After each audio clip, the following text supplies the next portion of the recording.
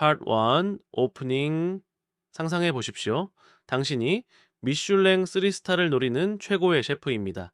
당신은 세상에 없던 독창적인 맛을 창조했고 손님들은 그 요리를 맛보기 위해 몇 달씩 예약을 기다립니다. 그런데 어느 날 경쟁자가 당신을 사기꾼이라고 고발합니다.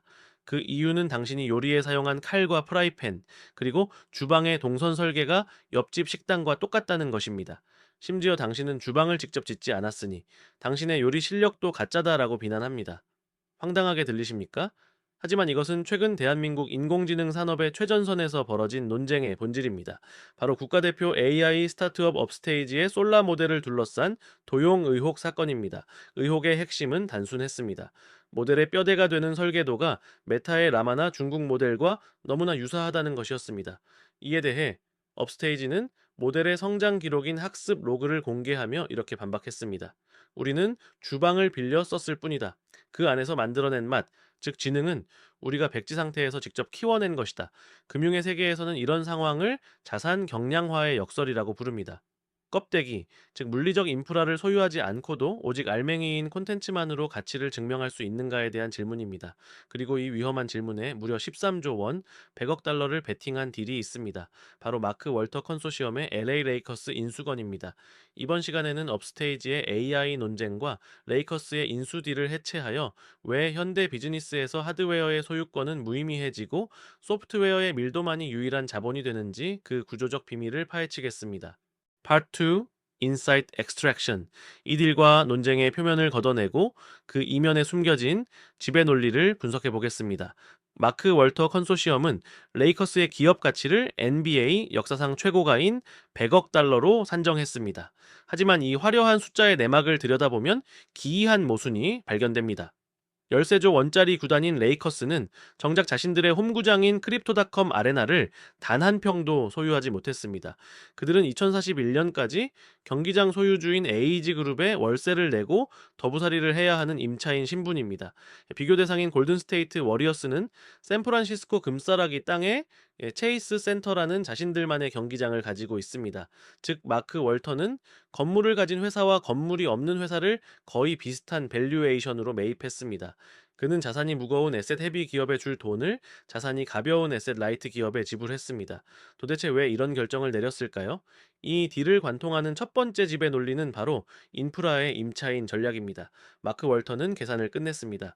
이제 스포츠 비즈니스에서 돈을 버는 것은 경기장이라는 부동산이 아닙니다.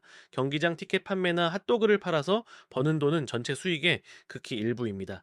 진짜 현금 흐름은 NBA 사무국이 체결한 760억 달러, 약 100조 원 규모의 중개권 계약에서 나옵니다. 이 막대한 돈은 경기장을 가진 팀에게 더 주는 것이 아니라 전 세계 시청자들이 보고 싶어 하는 팀에게 배분됩니다. 즉, 마크 월터에게 경기장은 농구를 하기 위해 잠시 빌리는 도구, 즉 유틸리티일 뿐입니다. 그가 13조 원을 주고 산 진짜 자산은 경기장이라는 하드웨어가 아니라 100조 원의 현금이 흐르는 파이프라인에 접속할 수 있는 권한, 그리고 그 파이프라인을 가장 많이 점유할 수 있는 레이커스라는 브랜드 권력입니다. 그는 껍데기의 소유를 과감하게 포기하고 대신 알맹이의 가치에 올인한 것입니다. 이것은 업스테이지 사건과 구조적으로 완벽하게 동일합니다. 업스테이지에 따르면 호환성을 위해 시중의 표준 규격을 따랐으며 독자적인 아키텍처만 고집하는 것은 비효율적이라고 말했습니다. 여기서 말하는 표준 규격이 바로 레이커스의 경기장과 같습니다. AI 모델을 개발할 때 아키텍처는 건물에 철골을 세우는 일입니다. 과거에는 이 철골부터 직접 만드는 것이 기술력의 상징이었습니다. 하지만 지금은 상황이 다릅니다. 전 세계의 반도체와 소프트웨어 도구들은 이미 라마나 GLM 같은 글로벌 표준 아키텍처에 맞춰져 있습니다.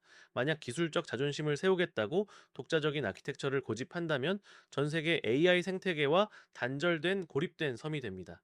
업스테이지는 이 함정을 피했습니다. 그들은 레이커스가 경기장을 임대하듯 아키텍처를 임대했습니다. 남들이 만들어 놓은 검증된 뼈대 위에 올라타는 전략을 취한 것입니다. 이것은 기술의 부재가 아니라 자본의 효율적인 배치입니다. 그렇다면 두 번째 질문이 생깁니다. 뼈대가 남의 것이라면 도대체 이 기업의 진짜 가치는 어디에 있는가?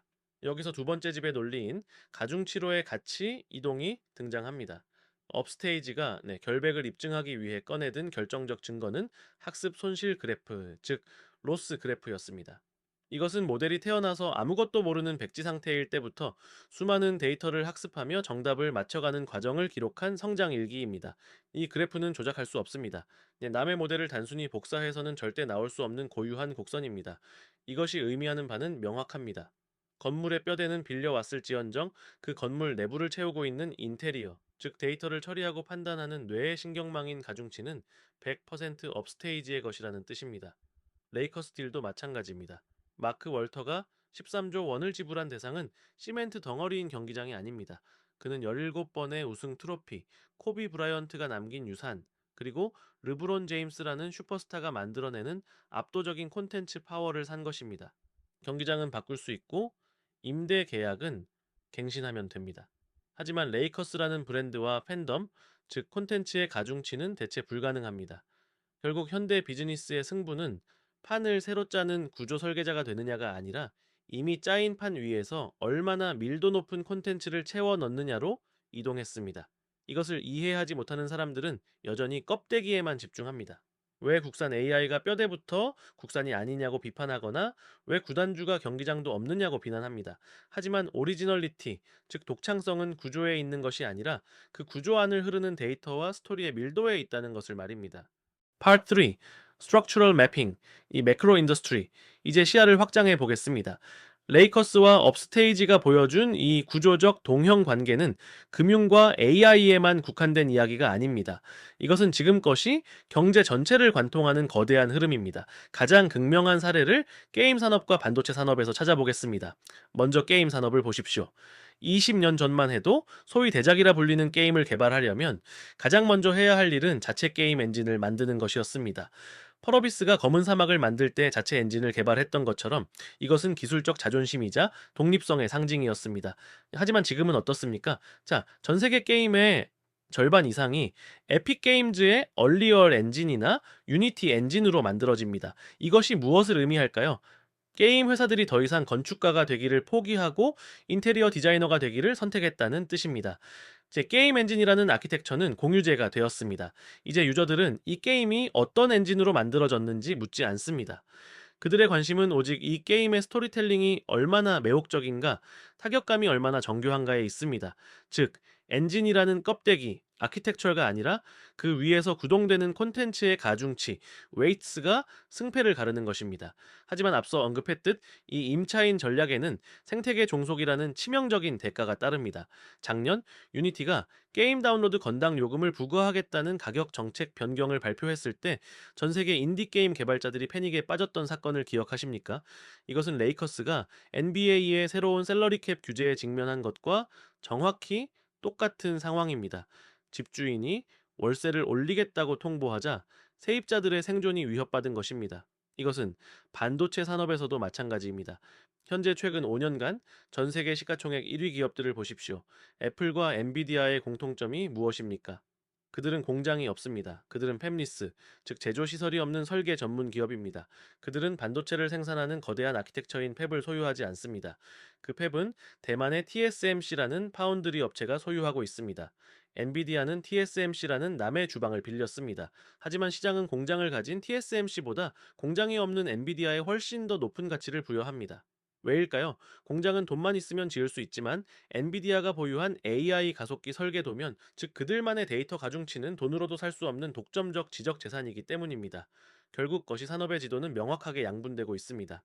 판을 깔아주는 인프라 소유주와 그 판 위에서 압도적인 콘텐츠를 제공하는 슈퍼 세입자로 말입니다. 과거에는 인프라를 가진 자가 왕이었습니다. 하지만 지금은 인프라 위에서 대체 불가능한 콘텐츠를 가진 슈퍼 세입자가 왕보다 더 큰 권력을 가집니다. 레이커스가 경기장 주인보다 더 큰 브랜드 파워를 갖고 엔비디아가 공장 주인보다 더 비싼 기업이 된 것처럼 말입니다. 파트 4. 스트럭처럴 매핑 마이크로 어플리케이션. 이제 이 거대한 담론을 우리의 일상과 피부에 와닿는 미시적인 영역으로 좁혀보겠습니다. 이 자산 경량화와 콘텐츠 가중치의 논리는 여러분이 매일 접하는 식당이나 여러분의 커리어 전략에도 그대로 적용됩니다. 요식업계의 대부라 불리는 백종원 대표의 전략을 해체해 봅시다. 더본 코리아의 확장 방식을 보면 그들은 건물을 매입해서 들어가는 무거운 방식을 선호하지 않습니다. 대신 그들은 목 좋은 상권을 임대합니다. 그리고 그 빌린 공간에 무엇을 채웁니까? 바로 백종원이라는 브랜드와 데이터로 검증된 레시피, 그리고 효율적인 주방 시스템입니다. 여기서 건물은 아키텍처입니다. 그리고 레시피와 시스템은 가중치입니다. 손님들은 건물을 보러 오는 게 아니라 그 안의 시스템을 소비하러 옵니다. 만약 그가 모든 매장의 건물을 사려 했다면 지금처럼 빠른 속도로 확장하지 못했을 것입니다. 그는 껍데기에 묶일 자본을 아껴서 알맹이의 밀도를 높이는 데 썼습니다. 이것이 바로 레이커스식 딜 구조의 요식업 버전입니다. 최근 성수동이나 더현대 서울을 지배하고 있는 팝업 스토어 열풍도 마찬가지입니다. 팝업 스토어는 말 그대로 가장 극단적인 형태의 임차인 전략입니다. 길어야 2주, 짧으면은 며칠 동안 남의 공간을 빌립니다. 인테리어도 가벽을 세워 임시로 만듭니다. 하드웨어에는 최소한의 비용만 씁니다. 하지만 그 안을 채우는 것은 무엇입니까? 한정판 굿즈, 인스타그램에 올리고 싶은 포토존, 그리고 그 브랜드만이 줄 수 있는 강렬한 경험입니다. 이 고객들은 그 허술한 가격을 보지 않습니다. 그 안에 콘텐츠 밀도에 열광합니다. 기업들은 이제 100년 가는 건물을 짓는 대신 이 주짜리 강력한 가중치를 만드는 데 집중하고 있습니다. 이 논리는 개인의 커리어 전략에서도 유효합니다. 많은 직장인들이 범하는 오류가 있습니다. 바로 자신만의 아키텍처, 즉 새로운 직업이나 타이틀을 만드는 데 집착하는 것입니다. 나는 남들이 안 하는 완전히 새로운 분야의 개척자가 될 거야. 멋진 말입니다. 하지만 그것은 업스테이지가 독자적인 AI 아키텍처를 만들겠다고 덤비는 것만큼이나 비효율적일 수 있습니다. 성공적인 커리어 전략가는 플랫폼을 부정하지 않습니다. 그들은 이미 사람들이 많이 모여 있는 거대한 플랫폼, 예를 들어 유튜브나 링크드인 혹은 대기업이라는 조직 시스템 위에 올라탑니다. 그리고 그 시스템이 제공하는 인프라를 철저히 이용합니다. 대신 그 안에서 누구도 대체할 수 없는 자신만의 업무 스킬, 즉 가중치를 만듭니다. 예를 들어 보겠습니다. 똑같이 엑셀과 파워포인트를 쓰는 직장인이라도 어떤 사람은 단순한 오퍼레이터에 머물지만 어떤 사람은 그 도구를 이용해 경영진의 의사결정을 유도하는 구조화된 보고서를 만들어냅니다. 여기서 엑셀은 남들이 다 쓰는 표준 아키텍처입니다. 하지만 그 보고서에 담긴 논리는 그 사람만의 고유한 가중치입니다. 회사는 엑셀을 잘 쓰는 사람에게 돈을 주는 게 아니라 그 가중치를 가진 사람에게 연봉을 더 줍니다. 결국 여러분이 고민해야 할 것은 내가 내 회사를 차릴 것인가 말 것인가 하는 하드웨어의 문제가 아닙니다. 나는 남의 회사, 남의 플랫폼 위에 있더라도 나 없이는 이 시스템이 돌아가지 않게 만들 수 있는 나만의 가중치를 가지고 있는가입니다. 건물주가 월세를 올려도 플랫폼의 알고리즘이 변해도 이제 살아남는 세입자들은 공통점이 있습니다. 그 가게가 아니면은 맛볼 수 없는 음식이 있거나 그 사람이 아니면 해결할 수 없는 문제가 있다라는 것입니다. 그것이 바로 레이커스가 13조 원의 가치를 인정받은 이유이자 업스테이지가 표절 의혹을 뚫고 살아남은 이유입니다. Part 5. Scalable Application Action Plan. 이제 결론을 내릴 시간입니다. 자, 마크 월터의 레이커스 딜과 업스테이지의 AI 아키텍처 논쟁은 우리에게 단순히 관전하라고 던져진 뉴스가 아닙니다. 이것은 지금 당장 여러분의 판을 다시 짜라는 강력한 신호입니다. 여러분이 어떤 산업에 있든 다음 세 가지 질문을 통해 스스로의 구조를 점검하고 실행에 옮기십시오. 첫째, 여러분의 비즈니스에서 소유해야 할 것과 임차해야 할 것을 냉정하게 구분하십시오. 그래서 많은 창업자와 기획자들이 범하는 가장 큰 실수는 자존심 때문에 불필요한 인프라를 직접 만들려고 하는 것입니다. 남의 것을 쓰면 종속되니까 싫다라는 생각은 아마추어의 낭만입니다. 질문하십시오. 내가 지금 만들려고 하는 것이 나의 핵심 경쟁력인가? 아니면 그저 남들도 다 가지고 있는 기본 인프라인가? 만약 그것이 인프라라면 과감하게 빌려 쓰십시오. 레이커스처럼 경기장을 빌리고 업스테이지처럼 아키텍처를 빌리십시오. 여러분의 제한된 자본과 시간을 껍데기를 만드는데 낭비하지 마십시오. 건물을 짓는 사람이 되지 말고 건물 안의 공기를 바꾸는 사람이 되십시오. 둘째, 여러분만의 대체 불가능한 가중치를 정의하고 기록하십시오. 인프라를 빌렸다면 남는 자원은 오직 콘텐츠의 밀도를 높이는 데 쏟아부어야 합니다. 업스테이지가 학습 로그를 통해 자신들의 가치를 증명했듯이 여러분에게도 여러분만이 보여줄 수 있는 로그가 있어야 합니다. 여러분이 마케터라면 단순히 광고 관리자 툴을 다룰 줄 아는 것은 표준 아키텍처입니다. 하지만 실패한 캠페인에서 데이터를 분석해 성공 확률을 1%라도 높여온 오답노트. 그것이 바로 여러분의 가중치입니다. 이것은 훔쳐갈 수도 없고 하루아침에 복제할 수도 없습니다. 시장은 껍데기가 화려한 사람이 아니라 이 지독한 학습의 기록을 가진 사람에게 13조 원의 가치를 부여한다는 사실을 명심하십시오. 셋째, 임차료를 미리 계산하고 리스크를 해지하십시오. 남의 판 위에 올라타기로 했다면 반드시 대가를 치러야 합니다. 레이커스는 NBA의 규제라는 임차료를 내고 있고 유튜버는 알고리즘 변경이라는 임차료를 냅니다. 이것을 억울해하지 마십시오. 이것은 비즈니스의 비용입니다. 대신 하나의 플랫폼에만 목숨을 걸지 마십시오. 자, 레이커스가 중계권 수익 외에도 굿즈, 스폰서십 등으로 수익원을 다변화하듯 여러분도 여러분의 가중치를 여러 플랫폼에 이식할 수 있는 멀티 호환성을 갖추십시오. 플랫폼이 무너져도 여러분의 콘텐츠는 살아남아 다른 플랫폼으로 이사갈 수 있어야 합니다. 그것이 진정한 기술 주권입니다. Part 6. Closing. 우리는 더 이상 거대한 성을 짓는 시대에 살지 않습니다. 우리는 수많은 성들을 자유롭게 넘나들며 그 안을 가장 가치 있는 이야기로 채우는 유목민의 시대에 살고 있습니다. 마크 월터는 경기장 없이 구단을 샀고 업스테이지는 뼈대 없이 지능을 만들었습니다. 그들은 구조를 소유하려 하지 않고 구조를 이용했습니다. 기억하십시오.